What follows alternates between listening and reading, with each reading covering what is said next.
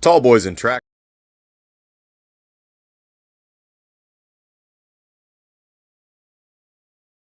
Tall Boys and Trackmasters is brought to you by Expert Exhaust. Expect more for your money.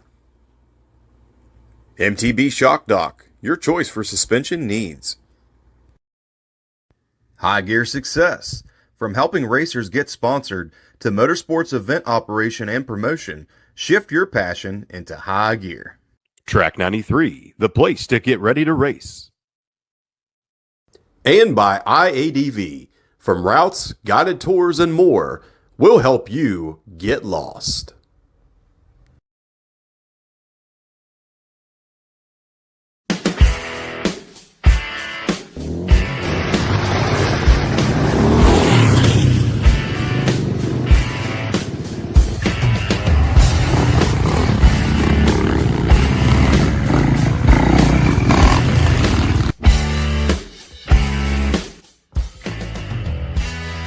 Yeah, for some reason, when I see a lump, my sphincter tightens, I start to tremble, I go all sweaty.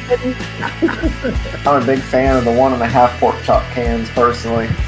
You gotta make sure you get your protein and carbohydrates all in one shot. Yep. Nice looking bike. That thing would look good with a hot fender too. Yes, it would. Yeah. Got the line. Yes, it does.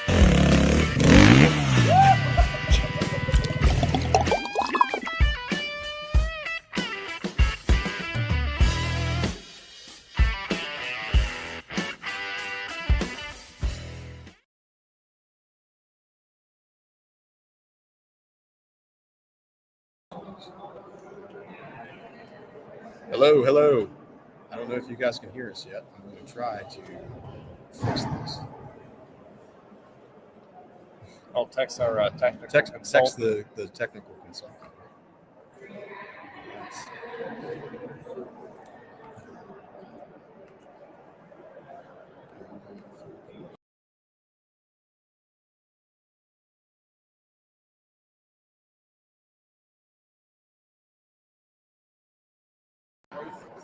Hello, ladies and gentlemen. Welcome into West Virginia Adventure Travel and Motorsports Day, episode 81 of the Tall Boys and Trackmasters. Not really here, but capital accounts. Can't really do that, so yeah. It's unfortunate, but we're here. Well, this is year number 2 of us coming down here to Fairmont Dual Sport Riders and representing the great things we have going on here in the state of West Virginia. So let me start off with Trevor. You've been here 2 years in a row now, and actually more than that. You've been here since the start, since we're doing this, before we ever even did the podcast. So what's your take on how this has grown to the spectacle that it is now? It's definitely grown in scale. It feels like it's become more and more of a serious event through the years. I mean, we've got an Ultra 4 buggy, a King of Hammers Bronco sitting out there. The Nissan Skyline? Yeah, Nissan Skyline.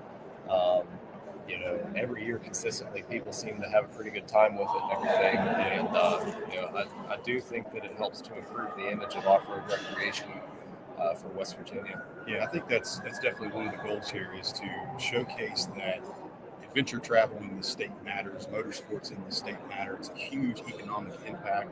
I mean, we're looking around right now, and this place is starting to fill up with all these different vendors and everybody that's here. So I know that we've been able to establish contacts with our representation in Marion County and make a positive impact there as well. So, yeah, this is definitely something that I'm at least excited about to come and do. Yeah, me too. Now, we have several guests lined up today. Kind of go down through the list. I'm sure it may be delayed slightly, but we have Jerry Bain and Doug Bigelow, who's the new director of Tread Lightly. He'll be on here shortly. We have Eric Larch from Mountain Made Off-Road and the new Appalachian Off-Road Trails Off-Road Park. Marcus and Irish from IADV, Dutch sponsors will be on. Jed Smith will be on at 10 o'clock and some others today. So we're looking forward to all that. And I thought it might behoove us to go ahead and get some of our normal things out of the way before we roll down the pike. So let's kick it off with a little industry news.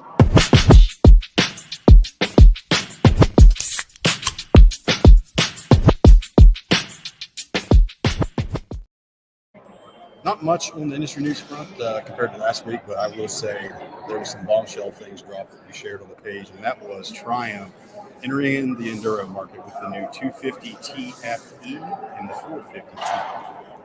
So, all things behold, these are some premium quality machines here. You've got components that once you start adding them up, man, I think we're going to put together a good package, to say the least. 58 horsepower with the 450. The enduro models here both have been detuned slightly with more inertia. So I think that kind of behooves us to say maybe a bigger flywheel weight. I was going to say they're putting together bikes where you don't necessarily have to swap out almost every component, right out of the bat, right out of the box. Exactly. Especially flywheel weight for four-stroke enduro, I think is a necessity. Yeah. So the big question, I think, at least in our eyes, and we've kind of mentioned this in the press release, these things say that they are not homologated for street use this year. Whenever I saw that, it immediately sparked the image to me that, hey, these things are going to be street legal.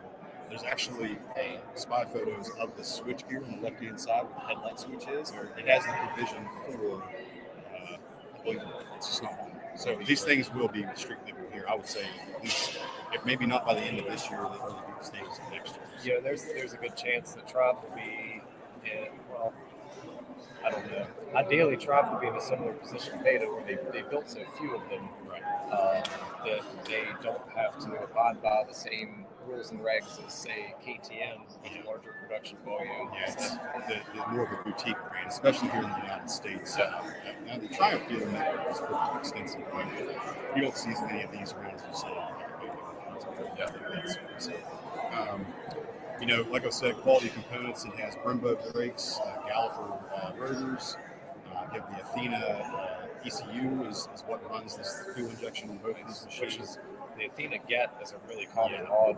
Yeah, that's pretty standard out of the box.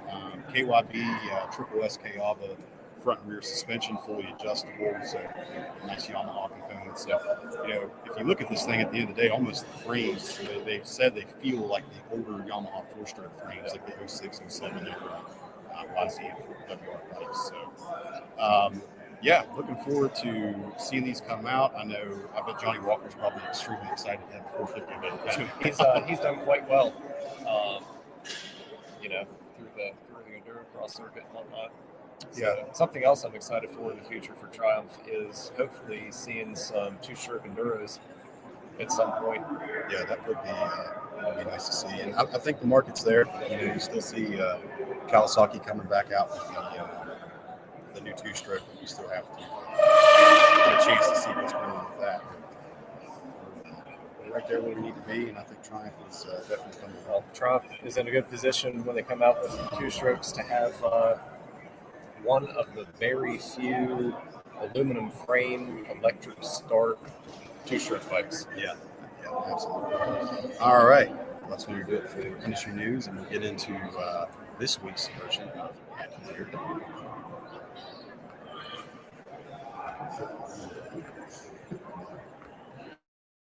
Did you run into some clippings? Did Barb take the kids?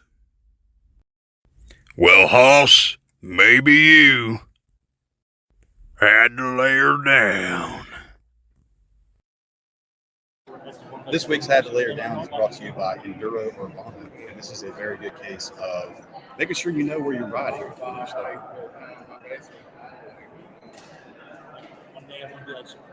Kind of hard to see what he hit there. See the one. Him and his buddy. Both stuff. The group soil sample. Group soil sample. Yeah, we've seen that before on a lot of these different Had to Lay Her Downs.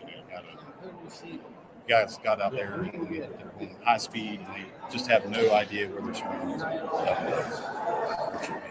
Well, that's something really bad to encounter on the trail. Even a sapling that big around, chalk your front wheel. It's too low to go under and too tall to go over easily. Yeah. Reaction times definitely slow down whenever there's not a good decision to make. Yeah, or if you're on a new trail, don't assume just because the guy in front of you is going fast that Well, first guest up will be Jerry Bain and Doug Bigelow. Jerry's coming off camera right here. Just trying to get as soon as we can. Some stuff here tonight today. I like the feud banner today.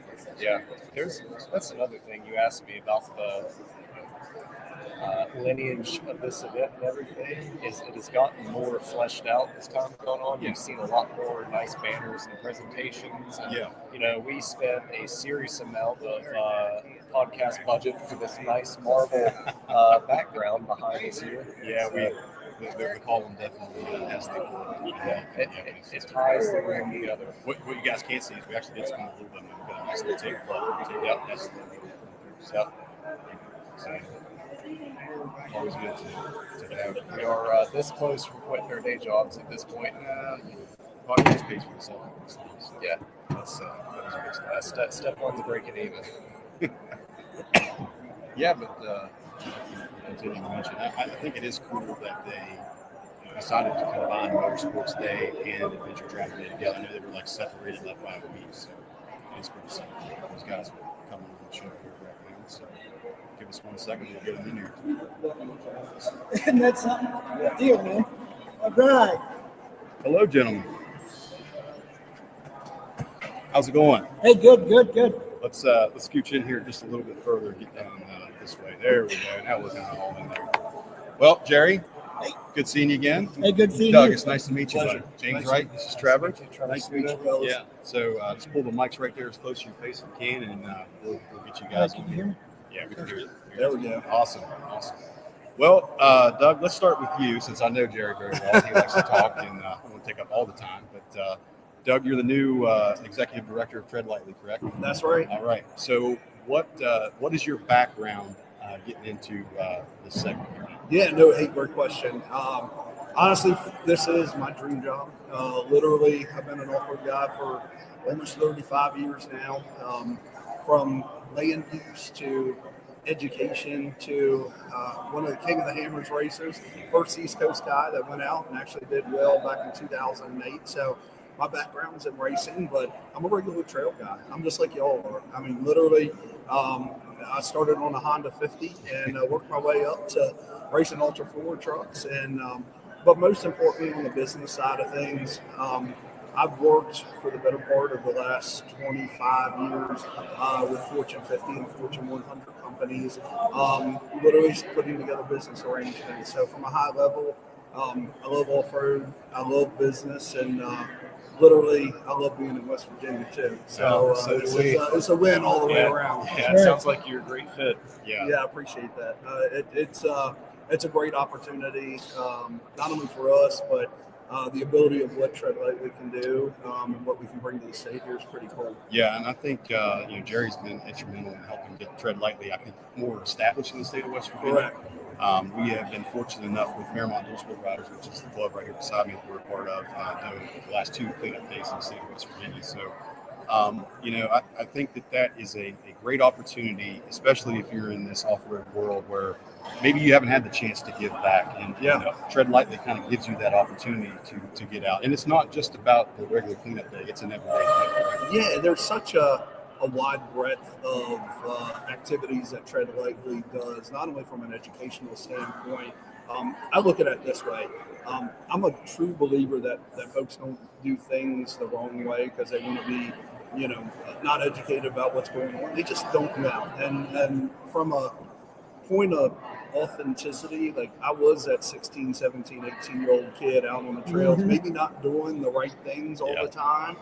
And I look at it this way. If we can get the Jerrys of the world and the Dougs of the world communicating back to the folks that are out on the trail the right way, how to do things, like it's probably going to be well received, and do it from a point of like, hey, this is a little bit better avenue to do it. I mean, everybody likes to like tear up and do stuff, but here's the consequences of what that looks like. So I think we have a great voice and we have a great opportunity to be able to communicate that message back to a lot of folks, which is cool. Awesome. You make a good point. It's a lot more impactful having somebody with background in off-roading that's actually out there and doing it versus just some figure, Yeah, and a nobody. That's something that we looked at as far as like, you can pull a social media influencer, and I think there's great avenues to be able to do that kind of stuff. But in reality, I would much rather pull a Jeremy McGrath or a Shannon Campbell or an Eric Miller or a Warren Healy, like a guy who's actually come up through this and done it the right way and has learned along the way. It's more genuine, and that message is maybe a little better received at the same time. So those are some of the things that I'm focusing on as the new executive director, and then engaging guys like Jerry. Like Jerry's awesome for the state of West Virginia, and if I had a million Jerrys, we'd have zero problems whatsoever across the country. He's incredible and really keeps us focused here in West Virginia, which is really cool. Well, Jerry, that's a good transition then. Well, you know me, I'm gonna jump right in. So I think it's very important that we, as the off-road community, come together under one message, right?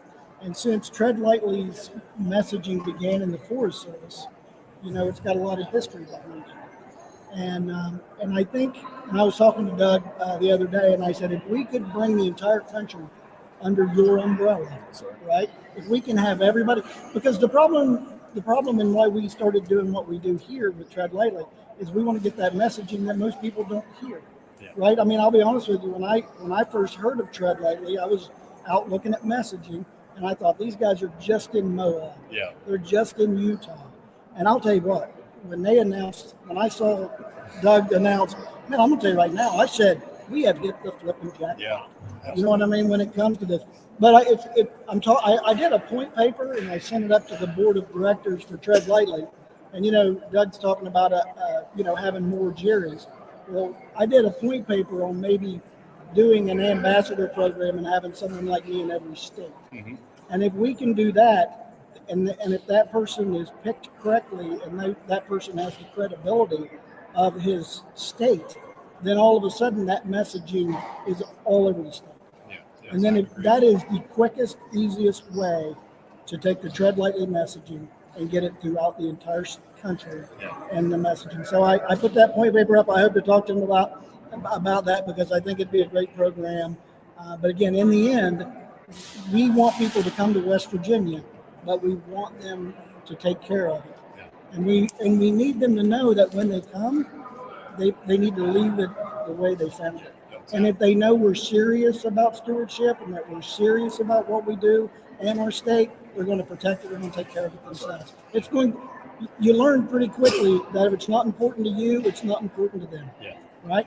But if it's important to you, then other people will be like, you know what? It's important to them. And that's what Tread Lightly Day is. Yeah. That is us showing the entire nation that we will come together as a state and show everybody how important we feel the beauty of our state is, right? Well, speaking of the state of West Virginia, obviously that's why we're here. We are representing a community, and this year we combined the Motorsports and Adventure Travel Days together, which I think is a great thing because we're all kind of in the same place. Did you ever envision when you guys got together through the Country Roads Coalition that we would be at this point where we're in front of the state capitol? Well, it's all grassroots, and I'm a grassroots guy. I believe that's where everything starts and ends, right? And when Mark came to me one day, I came down here to speak on the subcommittee, and me and Mark got to talking afterwards, and he said, Jerry, I need some help. And I'll tell this one on Mark, he'll tell it on himself. But he came down here, and when he came into the Senate, he thought, hey, I'm going to tell these guys how much revenue off-roading could bring to the state, and they're just going to clap. And that's not what happened. Yeah. Right? They were not ready for our user group. So what he did, he came to me and he said, I need help. So we created Country Roads Coalition as a way to bring the state together, and that when Mark needed something, we'd be there to give him what he needed to support. Because again, there's nothing worse than being in a fight by yourself. Right? And if you're in that fight by yourself, it's easy to get beat. But when you got an entire state behind you, man, you can take on the world. There's an old saying, if I had 10 good men, I could conquer the world, right? So that's what we try to give Mark. We try to give him 1,000 good men to stand behind him. And that's why after 5 years, we're here. Doug, coming from your background and seeing this here in the state of West Virginia. Is there anything like that in Maryland, or is this kind of a new opportunity?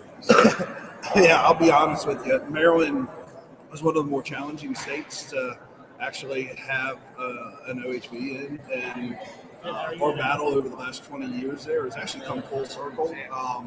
We went from 11 miles of total trails to be able to go off-roading one to 0 miles of trails, and through a lot of hard work and perseverance, we actually have 2 state-funded off-road parks now. But I will say, I do believe the legislation is stacked against many of us there, and frankly, having that conversation with many of the lawmakers, that you guys touched on, the economic impact of what that looks like for our groups. I go outside of that. I moved to West Virginia.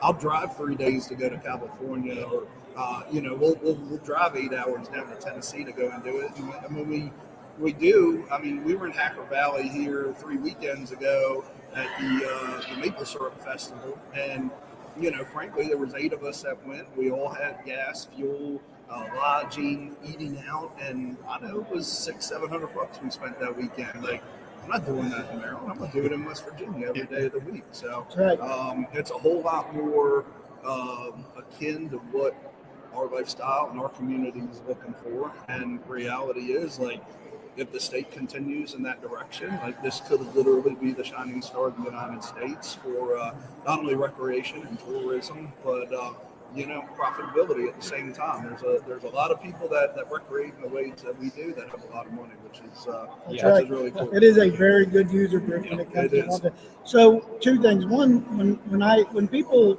travel through West Virginia to go to Tennessee, we get 1 tank of fuel. Yep. As they come out of the Beltway. We get 1 tank of fuel. We don't even get an overnight stay because it's less than 8 hours. Right. But if they come here for a week and they run our trail systems and stay in our hotels and stay in our campgrounds, and they're a family of 4 and they eat, look at the difference in 1 tank of gas or an entire week. And that's going to be huge for West Virginia. But like we've got to show them where to go. They want to come, which is what got me started guiding, is because Milestar Tire said, hey, we want to come, but we don't know where to go, and we hear you. So what West Virginia is the very last frontier. Yeah, we've said that on the show countless times. Yeah, it is the very last place that is wild. And we are wild, wonderful West Virginia. So we have to be careful with that, because we want people to come, but we still want to stay wild. We still want people to be who they are. And so we need to make sure that we meter that, right? We want to make sure we bring in the economic impact for a lot of these small communities, which, I'm going to talk to Doug. I'm going to throw him under the bus here. I'm looking at a route system up in northeastern West Virginia that I'm going to try to put together to try to get some of these small towns that don't get any. And because I tell you what they do have, they have a lot of unapproved roads. Yeah. Right? Which is good for us. That's what we want. Yeah. That's exactly really what. It's really Doug, you said you went to the Maple and Syrup Festival. Yeah. So that's up near Pickens. Yeah, right? out towards So you Pickens. swung in Jerry Hall's out there, the 1 single gas station fuel stop. Yes, I did. I did. We stayed right down the street from Yeah, it. so you figure you get a group of bikes, or better yet, a group of Jeeps and trucks with near empty gas tanks, a little place like that. That That's makes a big difference for them. economic surplus. It Places does. like that. Yeah, it does. Yeah, I spent a lot of time in Pickens. Jerry Hall's probably puts more fuel in side by sides than any other, that's any the other truth. vehicle up there. We stayed with what's the one dirt road that runs between Holly River State Park and into Pickens. I forget the name of it. But we stayed right at the end of the dirt road on the Holly River side, and hit the gas station every day if it wasn't for coffee and filling up the side-by-sides. And we went in there to get pepperoni rolls at the same time. I think that fed us for a couple of days. That's a great area in the state. It is. It's gorgeous. And, if there's an opportunity for us to be able to provide not only education to folks out on the trails and help develop some of these routes that reach some of these towns that might not necessarily see the economic, and we develop, and Jerry and I have talked about, putting together like really cool trail systems that drive economic, drivers back to those towns. man, we would love to support those types of endeavors, and we have the means to be able to do so at the same time. Well, we have the perfect model for it. Hatfield and McCoy has shown us what a trail system how it can impact an area. What we have is the most unapproved roads than any other state anywhere, and they're still on our maps. We can take that same model and create a trail system that takes people through these small towns, right? And again, this is the kind of roads people want to come. They want to hit a dirt road and not see anyone or anything forever. But then they want to go into the town, get some dinner, right? Maybe see a few things along the way. You guys know, with my Adventure Appalachia, I like to see little spots, little points of interest. So I'm working with the commissioners in some of these counties to say, what would you like to show somebody from DC about Burke County? And they'll say, well, we'd like them to go here and here. So then we'll work on a route between those points. And then as people come down, it's on the map. They're like, oh, yeah, let's go see Silver Run Tunnel. Let's go to Cairo. Let's hit all these places along the way. But, we're working with the counties on dispersed camping because, let me be honest with you, no one wants to come and sit in a campground and back in. So we're working with dispersed camping. West Virginia doesn't allow it anywhere. If you come east of the Mon, there's no dispersed camping. I remember it's probably close to 10 years ago now. We spent a lot of time dispersed camping like within Vegas. Yep. And dispersed camping that went out along the river. I remember when that went away. But I'd love to see the return of something like that. Doug, I know you're fairly new into the Tread Lightly thing right now, being the director, but what is your overall mission and goal this year you'd like to see get accomplished? Yeah, good question. That's a great question. Originally, Tread Lightly's had an incredible impact on the OHV community, but I think there's almost been a little bit of a message that there was, over the last maybe 5 years or so, there was just a different direction. There wasn't a whole lot of visibility, maybe lost a little bit of authenticity at the same time. And my biggest goal over the next year is literally bringing us back to the forefront, being very vocal, being very visible at all of the events that we have around the country, not just here in West Virginia, but also at the same time, I look at some of the bigger economic drivers for our organization is just we need to increase membership. And anybody that has a Jeep, anybody that has a Bronco, a side-by-side, an ATV, an e-bike, you name it, if it's motorized and you're out in the dirt, you should be a member at Tread Lightly. And with the revenues that we're able to bring in for our membership, we're able to do so much good work. And literally, between education and trail stewardship projects throughout the United States, like that's going to matter. My legacy, Jerry's legacy, all those folks that are in the education, legislative spheres, we're not going to see it in the next 5 years. We're not going to probably even see it in the next 10 years, but what we will see it in the next 30, 50, 100 years. And our legacy, my legacy, what I hope to accomplish is that our great-grandkids and our great-great-grandkids, they're still wheeling and recreating responsibly on trails that we took care of many, many years before.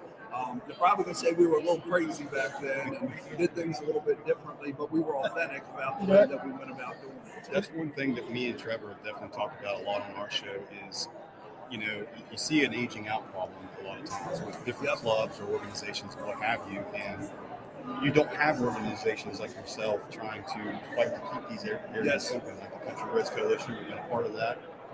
So making sure that not only we have access to those areas, but they stay open, they stay clean, and people aren't really trashing things up. That's what's going to allow us to continue to utilize it. I think we've had a problem over the years of, I've watched it, being a club guy. We were one of the largest off-roading clubs in the Mid-Atlantic area, and being associated with other clubs over the years.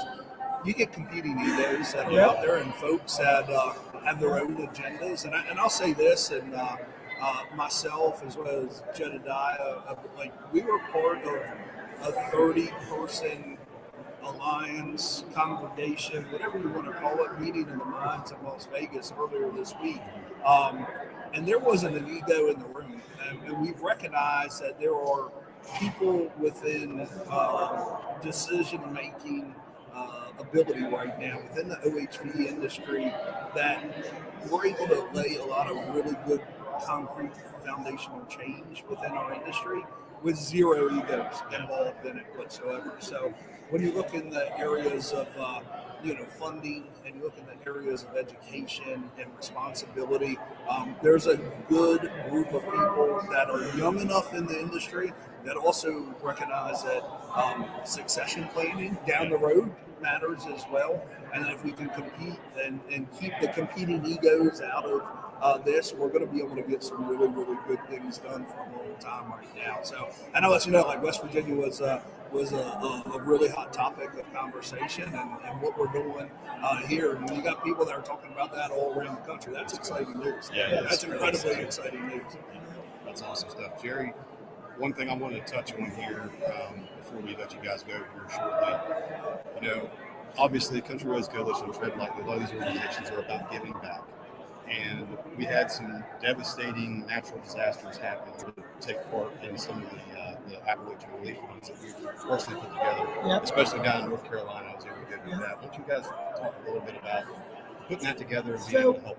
I was actually at Forefest when I saw the first pictures come in of Western North Carolina. And I'll tell you what, I think it affected me like it affected everyone, right? So I sat there all day working the vendor gate, and I went home and I told my wife, and I drove home that night. I said, you know what? There's very few people that can put 100 rigs together and head to, Western North Carolina. And I thought, you know what? I think I can do it. So we put together the Great Appalachian Relief Run. We reached out and I said, I'm taking 100 rigs, and we got 300 rigs. But I could only camp 100. But we worked with Barnes 4-wheel drive down there. And when we did that, and then just recently, 2 weeks ago, we were down in Welch. We took another group down to Welch, and we helped a lady named Nanetta move back into her house in 1 weekend. We were able to get it completely cleaned and sanitized. And she was in her 70s and on oxygen, nowhere to live. And then actually tomorrow morning, we're taking another group down. There's a church down there that would like to open Sunday, and there's still about a day of work left. So when we heard about them, we got the word up from down there about this guy. And so I talked to him on the phone last night. We're taking another group down tomorrow morning, so I won't get to be here. But I'll be back tomorrow evening up at Eric's. So we're going to go down and spend the day and get that church open. So again, if we can give back, our community is perfectly suited to do that kind of relief work, right? And especially at that initial response in Western North Carolina, we had 4-wheel drives, we had chainsaws. We were able to go in that immediate first response, and we were perfect for it. And then people love doing it. We love giving back. So. I think that's a great message that you'll see it all across the country. Well, guys, appreciate you stopping by. This was awesome. Appreciate you having Always us. good to see you, Doug. Thank you very Great to much. meet you, man. Great to meet you. Appreciate you. Good luck this year. I'm sure we'll run into each other. I'll see you out there. See you on the trail. Sounds like a plan. Thank Hey, you so much. real quick though, before you leave, thanks for all you guys do as Fairmont dual sport riders. Because every year from Tread Lightly. Wait, y'all are Fairmont guys? Dual sport riders. These are your people. Hey, you're in my backyard. I'm in Fairmont. Oh, I didn't even realize. Yeah, I didn't know that. Oh, we're gonna talk more. Yeah. All right, man. Well, thanks a lot, guys. I appreciate it. Appreciate you guys. Yep. We'll see you. That was Jerry Bain and Doug Bigelow, Tread Lightly on the Country Roads Coalition. I appreciate it, brother. Yeah, man. Thank you guys for coming. Up next, we have another friend of the show, Mr. Eric Cheese. What's going on, bud? I have to swap my headset out. This thing's Thanks for coming on, brother. Yeah, absolutely. This is cool. So good, all that stuff. Yep. Awesome. So, my friend, fresh off a 24 hours of Appalachia victory. Yes. Let's talk about that a little bit and go into what went down for that weekend. Yeah. Congratulations. Yeah. Thanks. It was a blast. I had fun. I told the guys when I got up, 14 hours in at the finish line, I'll do it again, but I won't do it next week. Yeah. It was a great time. Jed and the guys did really good with morale. We had a blast. Pleasant made it a whole shindig for us down there with the setup, and it was a really good time. Like I said, by like mile 300 and something, I was like, never put me side by side ever again. The day started out raining. I was wet before I got in the vehicle. I stayed wet through all the creeks because we were flying trying to get to our park. Checkpoint one, I wanted to be first there, and I had a guy running with me. And he had passed me in a section, and when I told my co-driver, I was like, listen, he's running a lot harder through some of this stuff than what I feel comfortable with for 600 miles. But I said one thing's for sure, he's not going to pass me at home. So we put 10 minutes on him coming into checkpoint one. We left there, we fueled up a little bit, and I was like, he can go on all he wants from here. So we ran with him for a little while. He pushed super hard through a rough section, blew his brakes. I pulled into a fuel station. It was the first time that I got to pee all day because he was broke down. So I ran inside, went to the bathroom, and then we left there. He ended up blowing tires. So we ran by ourselves the rest of the day. Ran a little bit faster than we were supposed to be running on, like, they had like a minimum time for this one. So like in the checkpoint 3, I was running like an hour ahead of schedule. So we started slowing way up, and we came right up near the finish line. And you could almost see opens, but they were going to send us up and over the hill. I still had 20 minutes I had to run on. I was like, perfect. So I started running up and over the hill. You know, I'm texting Chris and Jet. I was like, how slow do I need to go? Like, what's going on? And we hit a 3-foot slope. Face covered in snow. It was dark. I stopped and fueled up like an idiot in the middle of the field, froze our butts off, ended up coming in a decent amount of time, but overall, man, it was a blast. It was so cool. I'll give the rest of it. Yeah, that's exactly the same sentiment I had. Because I did it with Jeep the first time, and we were like, never again. Remember, this is so stupid. This is so stupid. And then obviously Jet opened up from yours. Well, hang on a minute, man. That might be my alley. So I get it. Yeah, you get done, you're like, no, I'm done. I don't want to be this week again. And it's like, maybe on the way home, you're like, what's the next one? It'd be super duper fun. Yeah, that was cool. No, I'm excited about the next one. It's still amazing to me that you can do something like that in this state. Yeah. You know, James and I have talked in the past about it's like a Baja 1000 in Southfield in West Virginia. So, like, this year, it was a little bit complicated for the side-to-side guys because it was point-to-point. So, a lot of guys from out of state couldn't figure out how am I going to get picked up on the other end. I don't want to ride my rig back. We had some dudes from South Dakota. We had a guy from like way up north in Maine or something. He parked his trailer at the finish, rode the route backwards, and then the next day turned around and rode it back. And I was like, that's nuts. So, the circuit ones I think are neat for that aspect. Like, what other event can you cover from pretty much Ohio to Virginia? Like, there was times on my Garmin, of course we left, like, I stayed in Ohio the night before. And then there was points when my Garmin would zoom out, which was like Williamsburg, and my co-driver was like, where are we at? And I was like, you see Interstate 81 in Virginia? That's where we are. Like, something else that's cool about doing the state's variation of terrain. Yeah. And like relatively small clustered areas. I mean, there was hard stuff. Definitely, the full-size guys ran in some super hard stuff for them. There was some hard stuff even for the UTVs, but like, we got to see so much. And it's a bummer in a way that we pushed so hard because we didn't. Some of the stuff we drove through was some of those beautiful parts of the state. Yeah.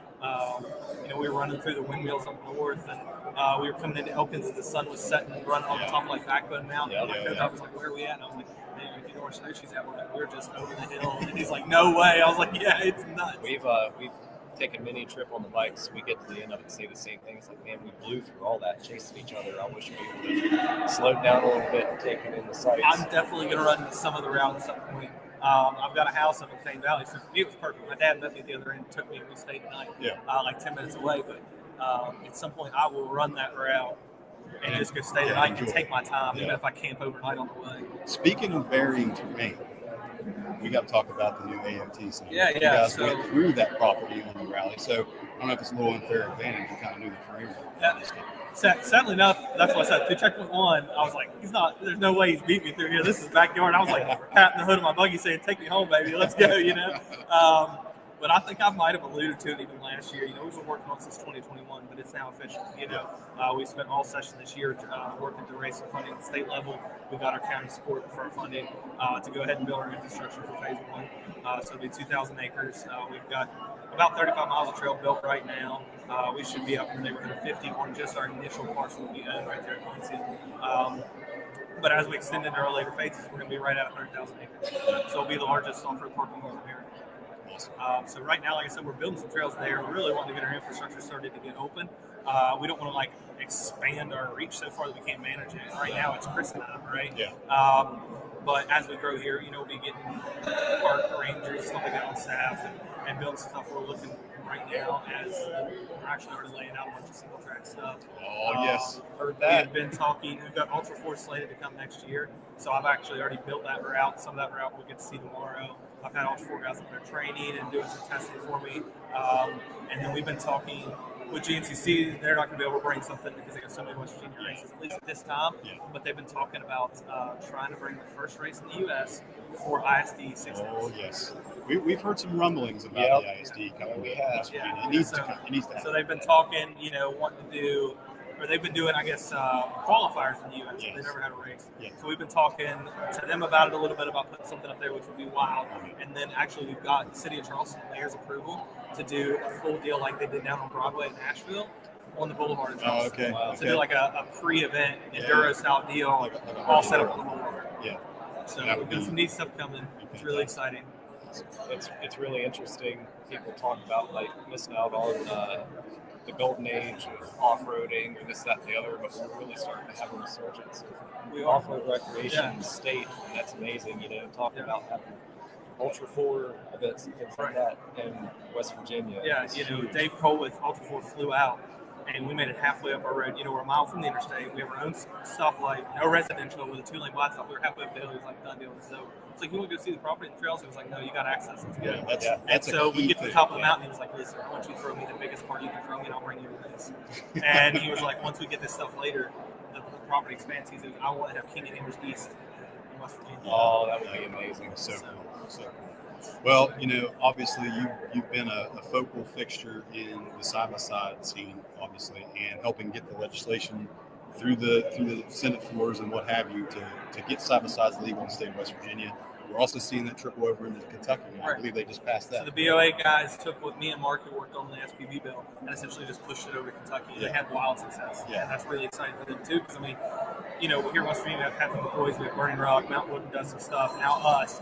But like Kentucky has a pile of off-road cars, and so the ability to utilize this stuff for street legal is going to be wonderful for them. So, looking towards the future, and especially in adventure travel, talk about what a side-by-side brings to being able to do some adventure tourism, and now that they're street legal. Right. So being able to like step into the overland space is big, especially now with that street legalization. We do those adventure Appalachians with Jerry and the Tread Lightly guys, and being able to travel across the state, even like the 24 hours is so huge for that. And you've got these new machines like the Polaris Expedition and stuff that are fully enclosed units. That being able to throw like rooftop tents and stuff on, you can technically run the whole state and stay out. Tailored for travel. Right. And the UTV out of the box being so capable. Right. Really helps you get to areas where you're not necessarily going to get in stock range. Right. Short of you're going to get to see the state in a different way than you would be, on a stock out of the box Wrangler versus stock out of the box UTV and be able to travel all that stuff and still do the distance, right? And one thing we've been really trying to key on with our park is like, if we gather up this 100,000 acres, being able to do an overland style deal, you can't do that in any other off-road park. Right. You can't leave our trailhead and spend 2 days like Jay suspected this guy's mountain state and be able to just pull off the trail. You can't do that anywhere else. So we want to really key into that market. And what if they could spend a couple days in our park and then go over to New River Gorge and then venture back up your guys' direction? It opens it up a lot. Yeah, absolutely.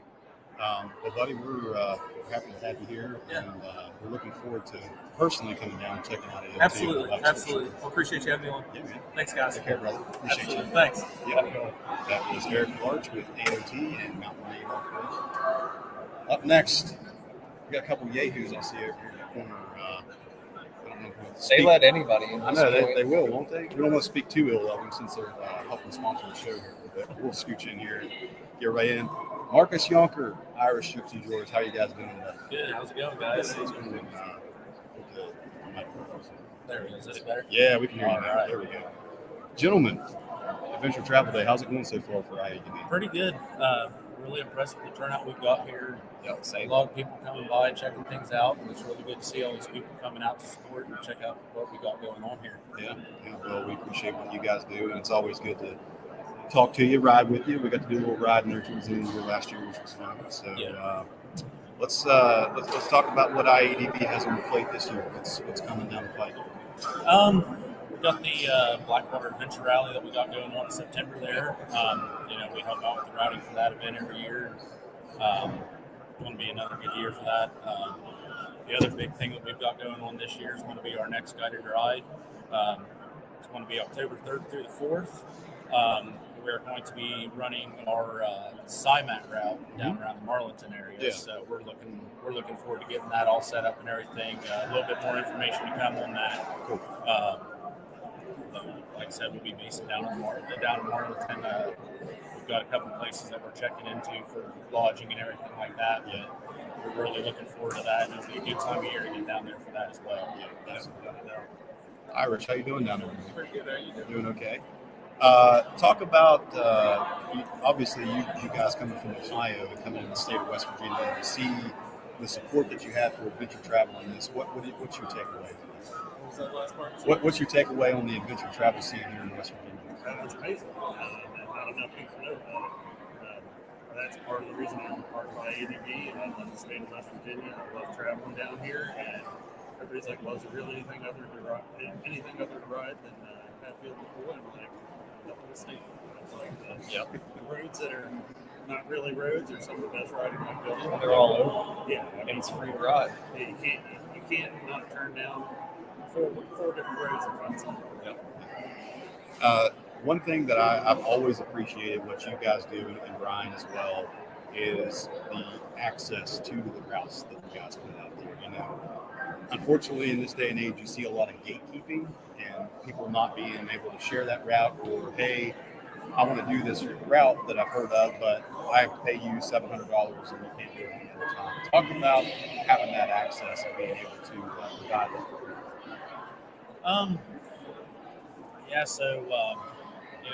One of the things that we do with our routes, of course, they're free to get on and get downloaded and everything. And I think that's a really big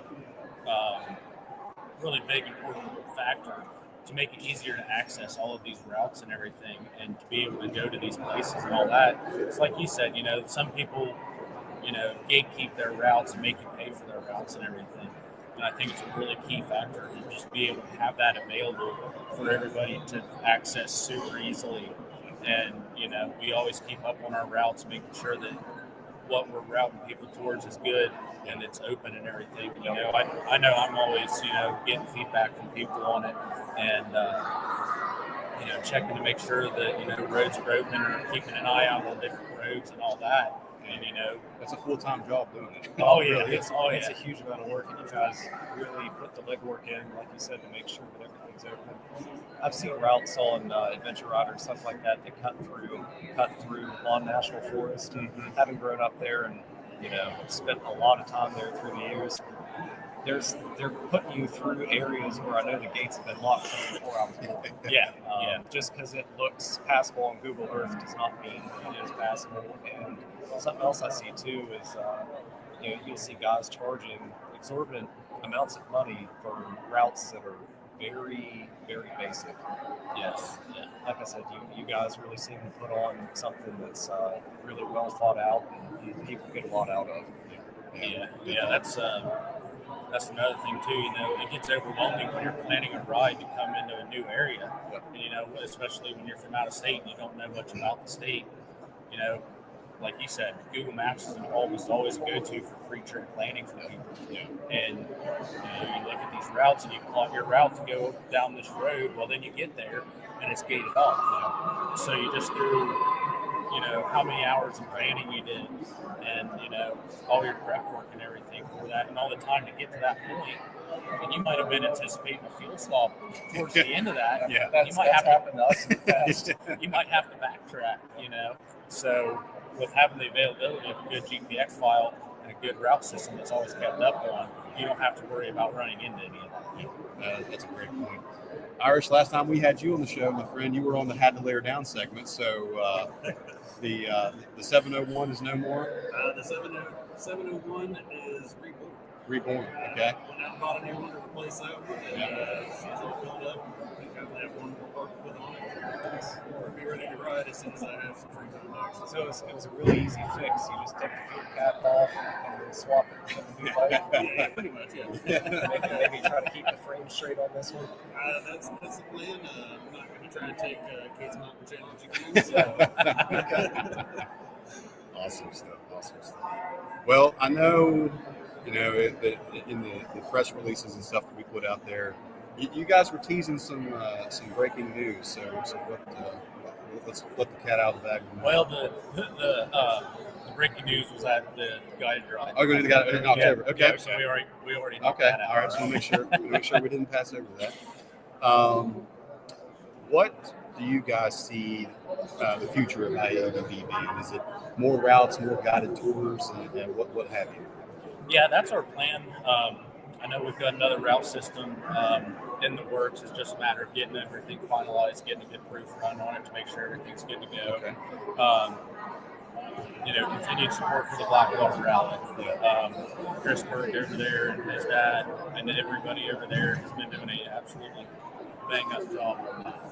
They have been, they've quickly become one of the top rallies, in my opinion, in the country. I would agree with that.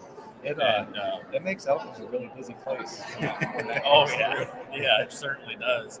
And, hopefully get to do more, more guided tours and everything. And sometimes it gets a little tricky getting all that set up and everything, just trying to figure out the logistics and all that. But hopefully we can be able to do a couple more guided tours and continue on doing that. We've had really good feedback with that. Last year's fall event, we had 3 returning riders from our first event. So we'll give that a 75% success rate, return rate. So we'll take that absolutely every day. Yeah. The point you made about it being, daunting to go into a new area where you haven't been before, where you don't really know your way around, stuff like that. That's where a guided tour really shines. There's so much of this state. It's like we'll ride around Fairmont, for instance, 8 hours and we'll stay within like a 30-mile radius. There's so much of the state beyond like the Hatfield-McCoy that everybody associates the state with. There's roads everywhere. It's my opinion one of the best states for adventure travel in general. Oh, absolutely. The combination of unimproved roads. We've got a big chunk of the state consisting of non-national forest, which is a pretty scenic area, and I'm glad I was born here and stuck around here. Oh yeah, and another advantage to doing like the guided tours and everything too is we know these routes and we're familiar with these spots. We might say somebody comes in and is running it on their own, we know all the secret little hidden spots and everything. We know all the different little facts about different little spots and everything like that. We'll stop and we'll check it out. We'll, show that spot, tell a little bit about that area and everything. Where otherwise, if you're doing it on your own, you don't know this. They don't know that stuff yet. So that's another big advantage of doing our guided rides. That's something I always enjoy doing is stopping by, telling people the stories of some of these different areas. A lot of it just for riding the story. Yeah. PhD. He looks like a professor. So that's a really good title to hold him. Just from going down and riding coalfields, there's so much abandoned coal infrastructure down there. But if you got the blinders on, Jason, you might be almost all of them. Okay, down from there. Well, to add to what we add to, we do ride over the next few weeks to set up the ADV Life Challenge, which will be a completely different style of tour that we'll be doing. Mostly be me, but it'll be featuring all of West Virginia and obviously Motorsports. It'll be a really different venue altogether. More camping, less hotel life. So more trying to find your way through the state instead of being led through the state. Yeah. So that way you get to find all kinds of different new fun things to do and you get to enjoy everything that you want to do. That's awesome. Marcus, you have been a fixture in Adventure Travel Days since the get-go, as long as we have too. So what's your takeaway on how this has grown over the years? It seems like it's way more of an optic and a spectacle now. Yeah, this is really cool to see, you know, what we've grown into with this and, you know, partnering with Motorsports Day today as well. Yeah. You know, it's really cool to see. I mean, we've got both halls here packed and we've got all kinds of groups. And, you know, tomorrow we're going to be set up outside from 9 to 3. Yeah. And we're going to have, you know, all kinds of rigs. I mean, we're going to have dual sport bikes, we're going to have overlanders. I mean, we've got 2 Ultra 4 King of the Hammer things coming out. Drag cars, drift cars. I think there's supposed to be a couple drag boats. That's interesting. So it's really cool to see what this has kind of transpired to and everything, and it's really awesome to come out here and see what's going on throughout the state, and you know, putting eyes on all these different groups and everything that wants to come in here and support the state and bring money into the state that the state needs, and it's really fantastic to see everything and everybody that's here today. One thing I've always appreciated about both of you guys is you're not in the state of West Virginia. You guys are Ohio guys, but you make it a point to come down here, showcase our state, showcase the area, and be good stewards of dual sport and adventure riding. So, yeah, absolutely. West Virginia is just truly a hidden gem for adventure and dual sport and 4x4 and overland and everything. I mean, West Virginia has the possibility to be a motorsports mecca for all kinds of motorsports, you know, whether it's off-road, paved road, you know, everything like that. I think, West Virginia has that possibility to be the East Coast mecca for all kinds of motorsports. I agree. It's something that people don't mention very often is the paved road aspect. There's some really great things and stuff like that. Oh, yeah. Well, guys, we'll let you go back to your table and spread the gospel and the good word of dual sport and adventure riding here. So, absolutely. Appreciate you guys. Thanks, guys. Good catching up. Good seeing you again. That was Marcus Yonker and Iris Gypsy George from IADB. Thanks, guys. Thank you. Appreciate it, man. All right. Woo. We've already been on for an hour, man. Time flies. Kind of does. They're traumatized. Well, let me see if I can wrangle up old Jed Smith. He's supposed to be the next person in the show. I'll send him a quick message and see. I'm sure he's busy as all get out. He's one of the guys that put this up for us. I'll shoot him a quick message.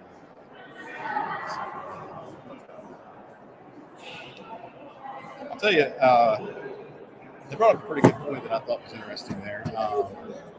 We need more drag boats and boat exploration in the state of West Virginia.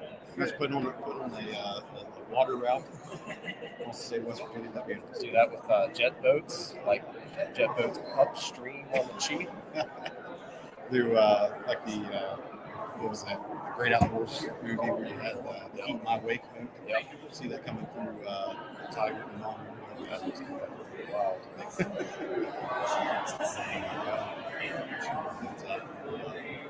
Give him a few minutes, see if he can work his way over this way. This is it's always good, man. Yeah, me too. Sure. You want to move this camera? Yep. This is I see Jet coming in. All right. Yeah, now you don't have to sit on the lap. Well, they really don't want to do that. So it's coming this way. It is hard. I don't know if people watching can't see, but we got a constant stream of people going both ways. It's hard to get the camera far enough away to get a good field of view without having representative trick over it. Yeah. We also have to make sure we get the support columns and stuff like that. Yep. They redid the paintings here in the Capitol Dome there a couple of years back. It's really cool to look at that. Seeing all of our hard-earned tax money. They definitely did do good. And this building is pretty impressive. Yeah. Especially in the state. Come down the interstate, see the big building. Little old West Virginia.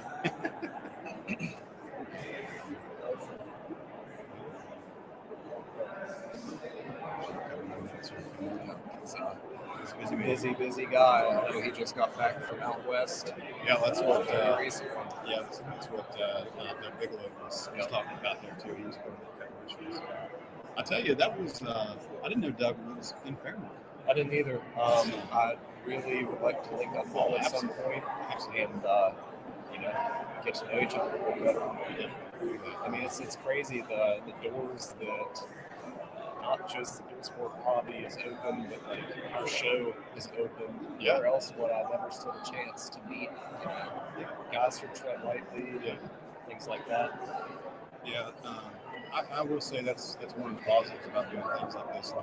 It's being able to network a little bit, make contacts, put names and faces. You might talk to somebody on social media or something without meeting in person. So, yeah, we'll definitely get in touch with you and do some partnership stuff in the future.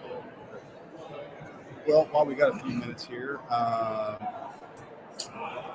how's the new house coming along?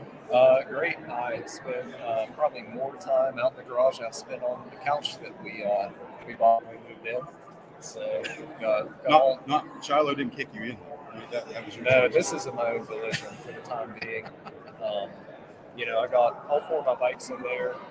My Jeep's in there. There's still room. There's room to metal work.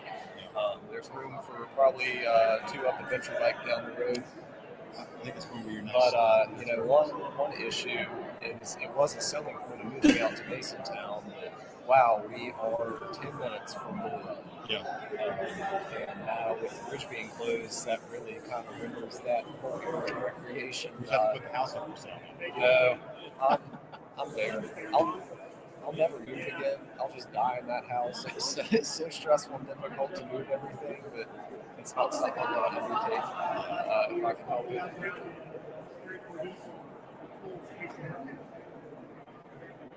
It is nice living so close to the street store. I hop on the Trail 90, run down the street, pick up some hardware, pound the bacon, and everything, and run back. It's been nice. You put more miles on the Trail 90 than anybody else. Well, first of all, don't trip over that bar. But people like to think that the tricked up KTM or something conversation piece. I pulled up the streets of that little Trail 90, and every old guy in the parking lot was all about it. They were calling guys over at the building materials lot to come check it out. So that's part of the reason why I like, I guess, dorky little bikes so much. Is guys really light up because it's a impactful memory for them. A lot of guys started out on CT70s, CT90s. That it's conversation starter. Any bikes you get like that is. Hey, Jack. I got our buddy Jack Sloan on the show here real quick. Hey, Jack there. Brothers Originals. Ladies and gentlemen, Jack from Jack Off Road. Jack How you doing, Jack from Jack Off Road? Ford Explorer. Yeah. I am Mr. Explorer. And my pronouns are off and road. Off and road. How you doing, brother? I'm doing good. How about you? We're doing all right. Woke up really early. Yeah. I got here before it rained. Did you know you can't drink beer in here? Yeah. I saw the energy drinks. Yeah, I quit those. I took the hell of time to quit energy drinks. This is 200 milligrams of caffeine. Yeah, that's what and I'm pretty sensitive to it, so I'm trying to very lightly sip it. It's really hard. You're shaking. I'm pretty sure like crackheads have less withdrawal than people trying to get off of energy drinks. I wouldn't know that.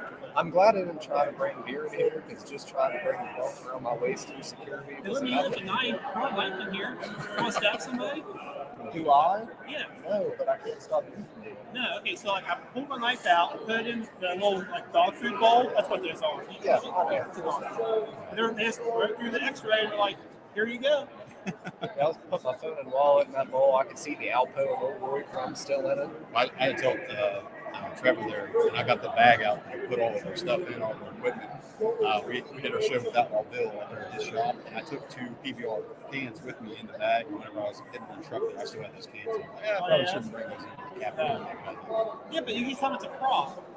Yeah. It's a prop. It's an empty can. Wow, this guy's rolled through 8 props and is trying to fight if it's not empty, it will be. Yeah. Hey, buddy, real quick, you have been a staple in the full-size and off-road world here in the state of West Virginia. What does Adventure Travel Day mean to people here in the state? To me, it means responsible off-roaders are getting recognition for contributing to commerce in the state. Yeah. And the more responsible off-roaders that can show up to something like this to show people in the state that we're not running around throwing beer cans in the creek, it'll give more opportunity for more things to happen. I like to think that events like this really help to improve the public image of Yes. recreation. Yes. That's why I didn't wear my Roddy Piper coat. Don't be doing that. All right, buddy. Okay. Appreciate you. You guys have fun. We'll try. Is this guy next? Yeah, Mr. Jed Smith. Can I introduce him? Yeah, go ahead. Hey guys, this is Jack from Jack Off Road. Coming up next is Jed from Backroads of Appalachia. Make sure to give him a follow. And he's a really cool guy, and he hugs me. See ya. Hi, Jed. We need to hire him on full time. I know. Buddy, I know you are busy as all get out. We won't keep you on very long here, but just finished up the latest 24 Hours of Appalachia event.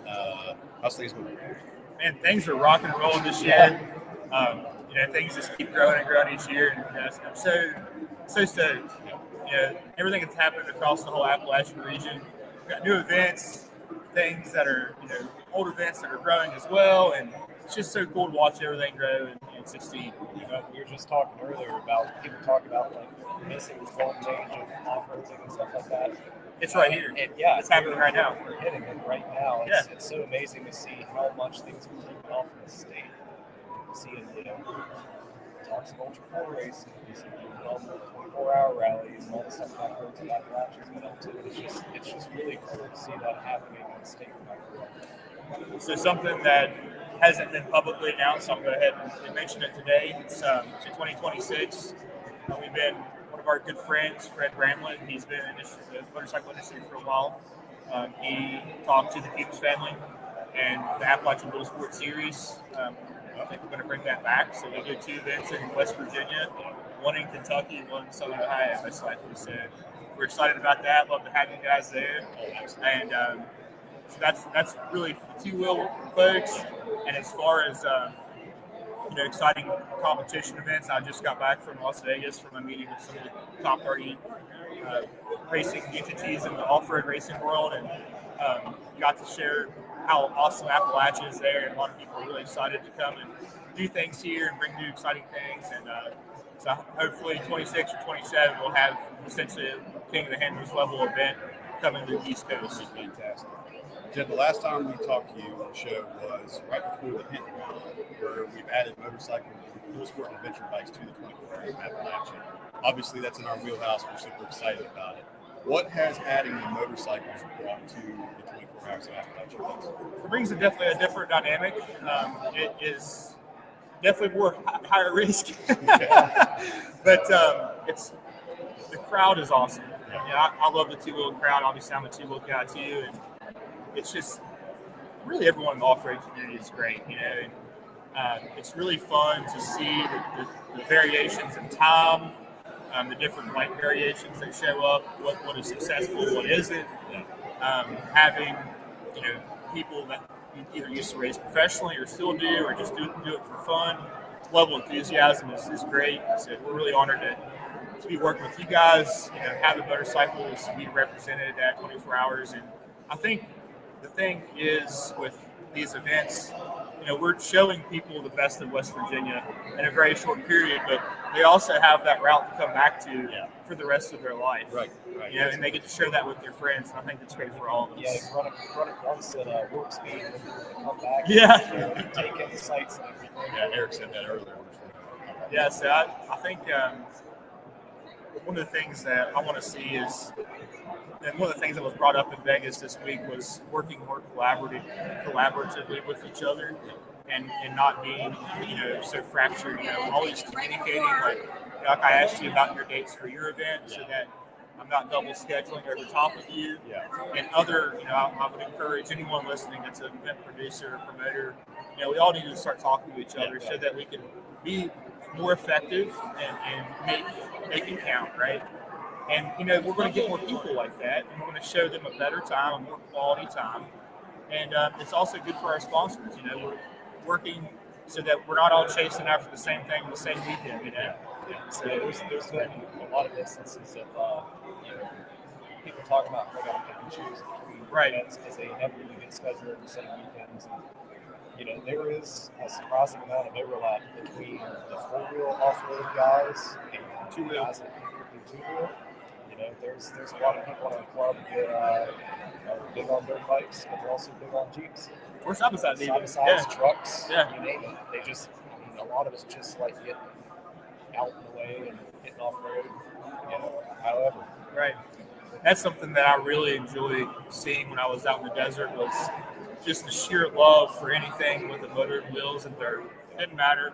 Like whether it was a full-size rig or sub-side or motorcycle, some people even had all three. And one day they'd be riding one thing, the next day they'd ride something different.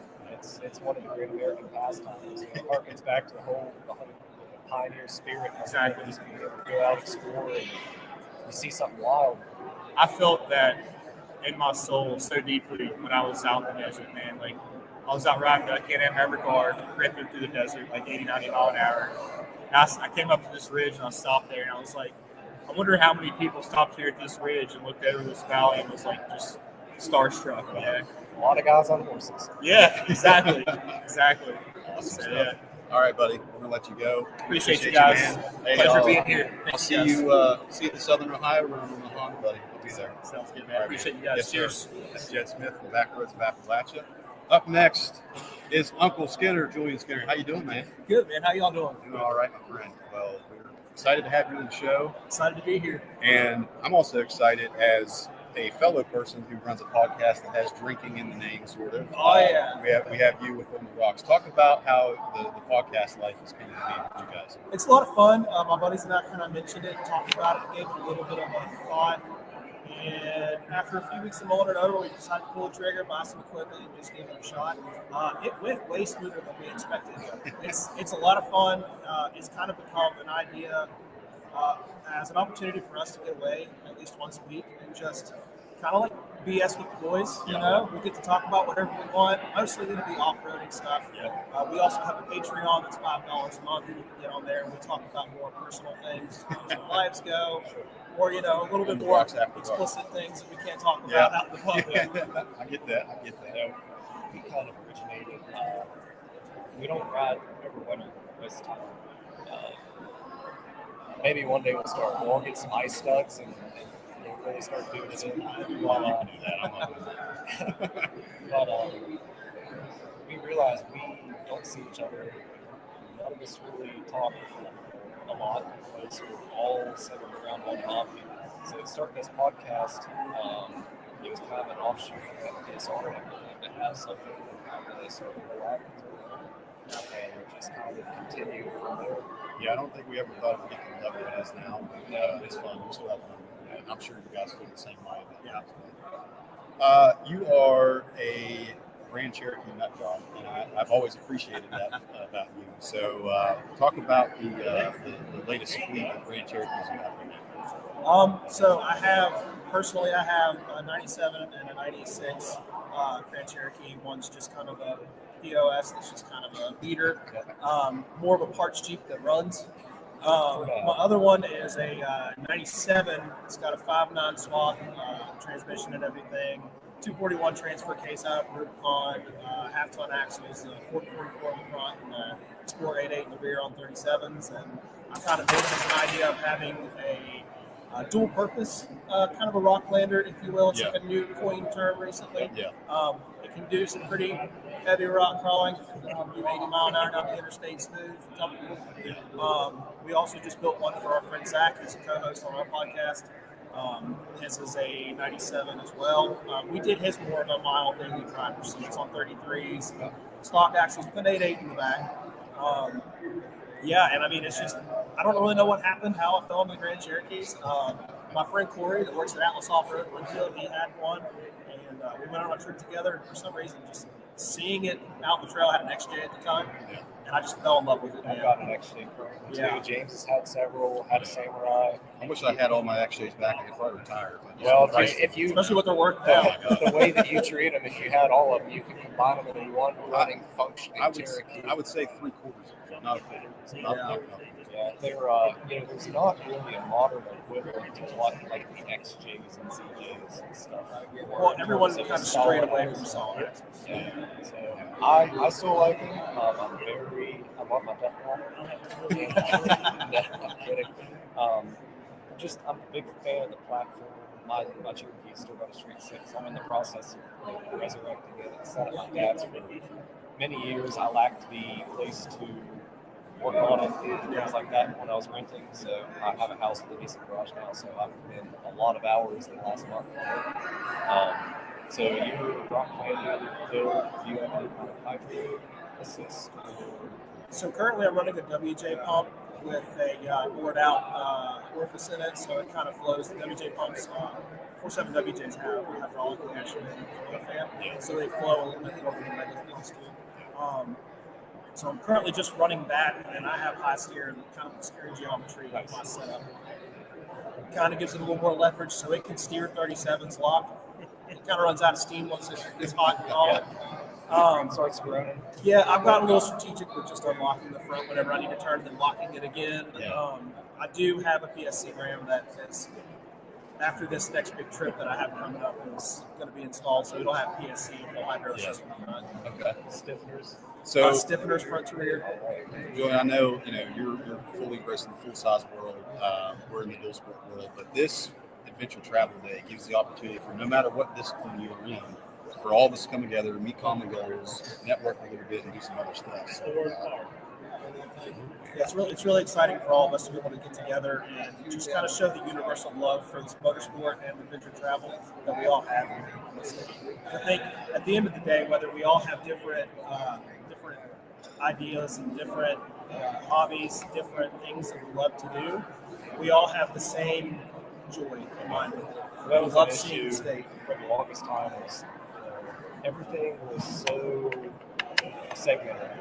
Jeep guys, side-by-side guys, four-wheeler guys, two-wheeler guys, and being able to start getting everybody on the same page about things like rates, land usage, being able to share trail systems, things like that, has really helped to move things forward the last couple of years. I really think your last guest you had on your dad had a really big part in that as well. Yeah, I would agree. I mean, the 24-hour Appalachia rallies, it's mingled full-size rings, side-by-sides, adventure bikes, everything, all into one event. So we've all kind of been able to intermingle with each other during these events, kind of get to more face-to-face with each other and get to talk.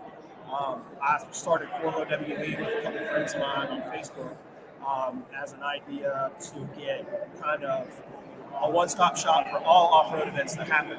I'll share posts that I see as often as I can, regardless of what it has to do. If it's off-roading, if it's adventure travel, I love to share it in there. Awesome.